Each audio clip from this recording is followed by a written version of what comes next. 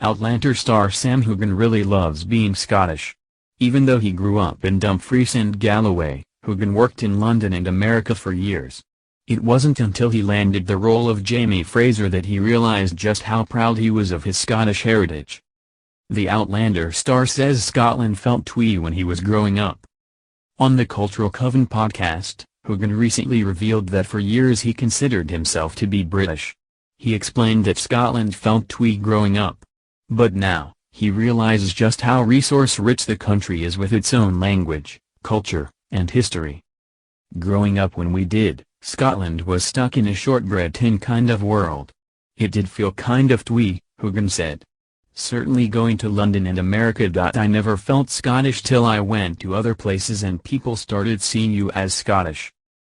The 41-year-old actor says that he did what other actors try to do and immerse himself in another country. He always tried to fit in. But when he returned to Scotland after landing the leading role on Outlander, he realized what an incredible country Scotland is and how much he loves it. Sam Hogan supports Scottish independence. When it comes to the subject of Scottish independence, Hogan says it has nothing to do with being anti-British. The Outlander star supports the idea because he is extremely proud to be Scottish. "I'm very proud to be British, but I'm also extremely proud to be Scottish," Hogan explained.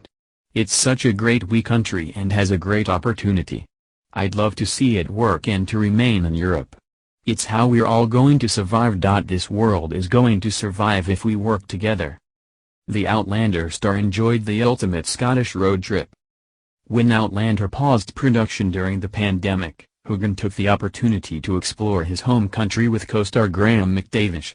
The duo went on the ultimate Scottish road trip for their Starz limited series Men in Kilts, a road trip with Sam and Graham. Hogan and McTavish explored Scottish history, culture, food, music, and sports. But, some things were left on the cutting room floor. Hogan says they had to drop a lot because it just didn't fit, while McTavish gave some details about what didn't make the cut. "A lot of the cut scenes figure around castles, I suppose.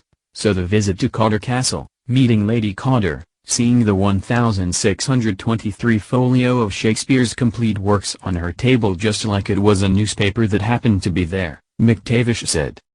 "There was just too much footage from Men in Kilts."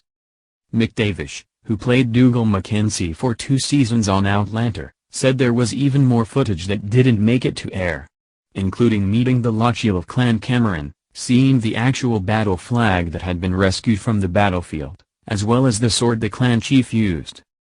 "It's heartbreaking how we weren't able to include everybody, and it was just impossible. There was too much," McTavish said. A lot of Hogan and McTavish's banter in the camper van also failed to make the final edit. Hogan says that footage was great, but they didn't have time for it all. The Outlander star always carries one item that is so very Scottish. Outlander and Men in Kilts has given Hogan a newfound love for Scotland. But, he has one habit that is very indicative of his Scottish heritage. According to McTavish, Hogan always has a constant stash of whiskey on him in flasks that are custom-made for his body.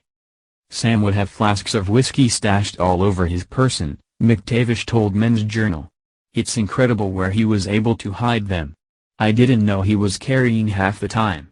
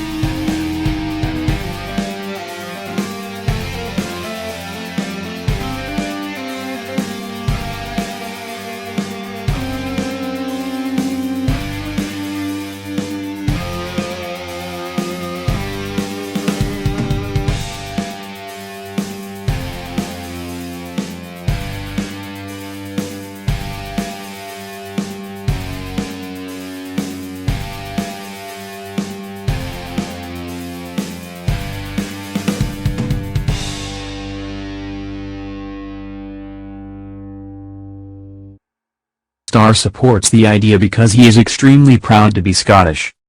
"I'm very proud to be British, but I'm also extremely proud to be Scottish," Hogan explained.